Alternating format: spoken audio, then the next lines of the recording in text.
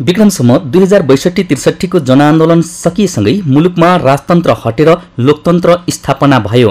परिवर्तनको सुरुवाती चरण अनुभव गर्दै गरेका आम जनमानसमा सकारात्मक आशा र अपेक्षा तीव्र थियो। ठीक यही समयमा सगरमाथा टेलिभिजनले प्रसारण अनुमति लियो। त्यति बेलासम्म नेपालमा भूसतही वा भूउपग्रह मार्फत 4वटा टेलिभिजन प्रसारण भइरहेका थिए, तर ती च्यानल समाचार र मनोरञ्जनमूलक थिए। हुन त सन् 1990 कै दशकमा 24 घण्टा समाचार प्रसारण गर्ने च्यानलको विस्तार सुरु भइसकेको विश्व परिवेशमा त्यो बेला नेपालका लागि भने समाचार च्यानल बहसको विषय मात्रै बनेको थियो। 24 घण्टा समाचारमा के दिने? खर्च विषय जस्ता टेलिभिजनका महत्त्वपूर्ण पक्षमा त अन्यल थियो नै, दर्शक होलान् नहोलान् भन्ने अर्को अनुमान मात्रै गर्न सक्ने पाटो थियो। यही अन्यल बीच 2064 असार 27 गते सगरमाथा टेलिभिजनले 24 घण्टा समाचार प्रसारण गर्ने पहिलो च्यानलका रूपमा आफूलाई स्थापित गर्दै प्रसारण सुरु गर्यो। नेपालकै पहिलो समाचार च्यानलका रूपमा प्रसारण आरम्भ गरेको सगरमाथा टेलिभिजनले प्रसारणको 15 वर्ष पूरा गरिसकेको छ। हाम्रो यात्रा 16 वर्षमा लाग्दासम्म नेपालमा पनि समाचार च्यानल चल्न सक्छ भन्ने नजिर स्थापित भइसकेको छ। निरन्तर प्रसारणको 15 वर्षमा हामीले पत्रकारिताको मूलभूत सिद्धान्तलाई कहिल्यै बिर्सिएका छैनौँ। समाजको हितका लागि वाचडगको भूमिका खेल्ने आलोचनात्मक मिडियाको मर्म हाम्रो कर्म र धर्म दुवै बन्यो। टेलिभिजन पत्रकारिताका विश्वव्यापी मापदण्डलाई आत्मसात गर्दै सूचनाको अधिकार स्थापित गराउन हामी 24 घण्टा प्रतिबद्ध छौँ। सगरमाथा टेलिभिजनले प्रसारणको 15 वर्षमा समाजका सबै क्षेत्रलाई प्राथमिकता दिएको छ। देशको राजनीति, आर्थिक, शैक्षिक, स्वास्थ्य र जनजीविकाका सवाल सधैँ हाम्रो समाचारका प्राथमिकतामा परे। हामीले जहिल्यै पनि आवाजविहीनको आवाजलाई प्राथमिकतामा राखेका छौँ।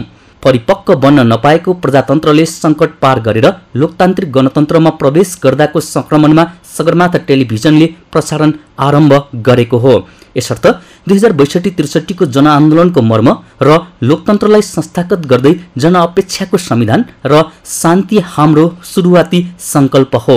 10 वर्षको माओवादी द्वन्द्व सकिएर शान्ति प्रक्रिया सुरु भएकै समयमा सगरमाथाको यात्रा सुरु भएकाले शान्ति र संविधान हाम्रा प्राथमिक दायित्व बने। संविधान सभाको चुनाव अघि चुनावको पक्षमा शासकलाई झकझक्याइरह्यौं।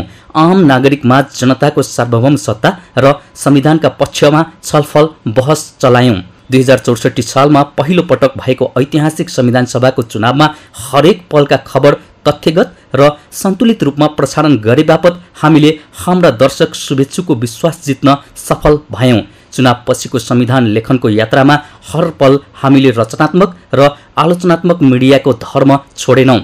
तर आम नेपालीको अपेक्षा विपरीत संविधान सभा विघटन भयो। संसदमा चलेको सत्ताको जोड घटाउ, संविधानमा देखिएका दलगत स्वार्थका अडान, यी सबैलाई हामीले सुरुदेखि नै आलोचना गरिरह्यौं। तर विडम्बना, पहिलो चुनावबाट संविधान बन्न सकेन। पहिलो संविधान सभाको चुनाव भएको 6 वर्षमा दोस्रो पटक संविधान सभाको चुनाव भयो। तर पहिलो संविधान सभाको विघटन र नयाँ चुनाव अघिको करिब 2 वर्ष देशको लोकतान्त्रिक राजनीतिको सबैभन्दा कष्टकर समय बन्यो। सर्वोच्च अदालतका प्रधान न्यायाधीशको अध्यक्षतामा पूर्व कर्मचारी समेटिएको सरकारले दोस्रो चुनाव सम्पन्न गरायो। हामीले समाचारजन्य हरेक गतिविधिलाई सत्य, तथ्य र निष्पक्ष रूपमा स्थान दियौं। दोस्रो संविधान सभा चुनावमा पर्यवेक्षण गरेका अन्तर्राष्ट्रिय संस्थाको अनुगमन प्रतिवेदनले पनि हाम्रो तटस्थता पुष्टि गर्छ। समाज परिवर्तनका यी मुख्य चरण र संक्रमणका बीचमा व्यवस्थापिका, कार्यपालिका र न्यायपालिकालाई उत्तरदायी बनाउन हामीले नियमित खबरदारी गरिरह्यौं। विकास निर्माणमा हुने लापरवाही, वातावरणमाथि हुने अतिक्रमण र संरक्षणका लागि भएका पहललाई पनि हामीले खबरदारी गरिरह्यौं। भ्रष्टाचार, प्रशासनिक सेवामा हुने लापरवाहीलाई हामीले नियमित अनुगमन गरिरह्यौं। कैयन भ्रष्टाचारीका वास्तविकता हामीले जनसमक्ष खुलासा गर्यौं। यो 15 वर्षको अभ्यास र आम मानिसको आवाज बन्ने क्रममा हामीले अनेकौं अप्ठ्यारा पनि भोग्नु परेको छ। 2072 सालको भूकम्पमा पनि हामी पीडितको पीडामा मलम लगाउन पल पल खटियौं। अझ विश्वव्यापी रूपमा संक्रामक बनेको कोरोना भाइरसको संक्रमण र यसको भयले विश्व आत्तिएको थियो। यसले केवल स्वास्थ्य क्षेत्र मात्रै प्रभावित बनाएन, आर्थिक क्षेत्र तहस नहस बनायो। अहिले पनि यसको भय कायम नै छ। यस्तो निर्मम र कठिन घडीमा पनि हामी समाजप्रतिको दायित्व पूरा गर्ने अभियानप्रति अटल छौँ, अविचलित छौँ। तथ्यगत र सन्तुलित समाचार प्रसारण हाम्रो प्राथमिकता हो। त्यसका लागि हामी शीघ्र सूचनादेखि विषयवस्तुमा लामो समय र गहन अध्ययन मार्फत समाचारलाई सन्तुलित तथ्यपूर्ण बनाउँछौँ। सामाजिक सांस्कृतिक विविधतालाई पनि हामीले बिर्सिएका छैनौँ। प्रसारण आरम्भदेखि नै विभिन्न भाषामा समाचार प्रसारण थालेर समावेशी पहल सगरमाथा टेलिभिजनले नै सुरु गरेको हो। नेपाली र अङ्ग्रेजी बाहेक नेवारी, गुरुङ, मैथिली, तामाङ, मगर भाषामा समाचार प्रसारण गर्यौं। तर यो पहलमा अरू सरकारवालाको सहकार्य पाउन नसकेपछि 5 वर्षसम्म सञ्चालन रहेका भाषाभाषीका समाचार बुलेटिन बन्द भएका छन्। तर पनि सबै जाति, धर्म र संस्कृतिलाई मूलधारकै समाचार र अरू सामग्रीमा समेट्न हामी उत्तिकै प्रतिबद्ध छौँ। समाजका अल्पसंख्यकका हित रक्षा गर्दै समाजको सर्वोत्तम प्रणालीका पक्षमा हामीले नियमित समाचार बुलेटिन र अलग्गै समसामयिक र समाचारमूलक कार्यक्रम मार्फत उठाइरहेका छौँ। हरेक दिन बिहान 5 बजेदेखि सगरमाथा टेलिभिजनको दैनिक प्रसारण सुरु हुन्छ। समाचार बुलेटिन, प्रत्यक्ष प्रसारण, फ्ल्यास ब्रेकिङ न्युज बाहेक अरू सूचनामूलक कार्यक्रम, समसामयिक विषयवस्तुमा बहस, वार्ता, विश्लेषण पनि हाम्रो उत्तिकै प्राथमिकतामा पर्छन्। हरेक घण्टा समाचार। नेपालको पहिलो समाचार च्यानलका रूपमा स्थापना भएको सगरमाथा टेलिभिजनले हरेक घण्टा सत्य, तथ्य, सूचना सहितको समाचार प्रसारण गरिरहेको छ। एसटिभी च्याट हरेक बिहान 8 बजे। हरेक दिन प्रसारण हुने यस कार्यक्रममा राजनीतिक विचार विश्लेषण, सिर्जना, कला, संस्कृतिसँग सम्बन्धित व्यक्तिसँग प्रत्यक्ष कुराकानी गरिन्छ, जसमा उनीहरूका अनुभव र विचारबाट सकारात्मक प्रेरणा खोजिन्छ। खोज खबर हरेक राति 8:30 बजे। सगरमाथा टेलिभिजनको दैनिक खोजमूलक कार्यक्रम हो खोज खबर। हामी खोज खबर मार्फत लुकेका र लुकाइएका विषयलाई सर्वसाधारणसम्म पुर्याउँछौँ।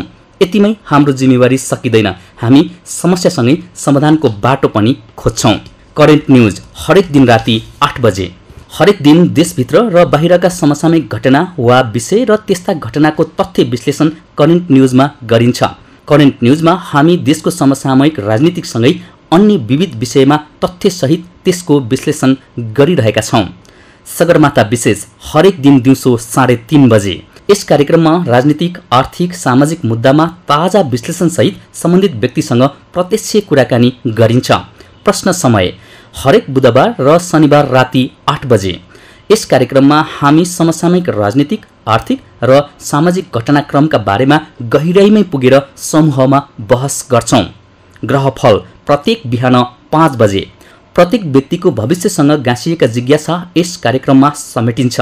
यस्ता जिज्ञासा र समस्याको समाधान ज्योतिष विज्ञानबाट खोजिन्छ। दर्शकले फोन मार्फत प्रत्यक्ष आफ्ना जिज्ञासा राख्न सक्छन्। सत्मार्ग दर्शन हरेक बिहान 5:30 बजे। आध्यात्मिक चिन्तनसँग नजिक रही परमात्माको जानकारी दिने बिहानी कार्यक्रम हो सत्मार्ग दर्शन। प्ले स्टोर एउटा साङ्गीतिक मनोरञ्जनात्मक कार्यक्रम हो। यसमा दर्शकहरूसँग समेत प्रत्यक्ष रूपमा गरिने कुराकानी सहित नयाँ साङ्गीतिक कोसेली समेटिन्छ। तपाईमाझ तपाईँको तेस्रो आँखाका रूपमा सहकार्य गर्न तत्पर सगरमाथा टेलिभिजनले 24 घण्टा सूचना र चेतनामूलक कार्यक्रम प्रसारण गरिरहेको छ। सगरमाथा टेलिभिजनले स्थापना कालदेखि नै विभिन्न आरोह अवरोह पार गर्दै अहिलेसम्मको यात्रा तय गरेको छ। सूचनाको हकलाई आत्मसात गरी अगाडि बढेको सगरमाथा टेलिभिजनले आगामी दिनमा अहिलेको भन्दा बढी सल्लाह सुझावको अपेक्षा तपाईँबाट राखेको छ। साथै यस टेलिभिजनमा कार्यरत सबै पत्रकार कर्मचारी र व्यवस्थापनको मेहनत, लगन र पसिनाको बलले नै हामी यो यात्रालाई निरन्तरता दिइरहेका छौँ। आउनुहोस् यो यात्रामा तपाईँ हामी सहकार्य गरौँ।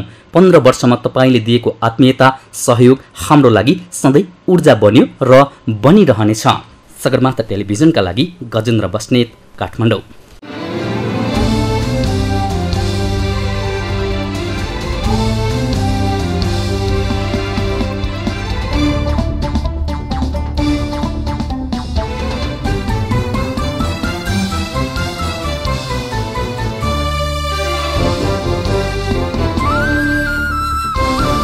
सगरमाथा टेलिभिजन SD, तपाईको तेस्रो आँखा।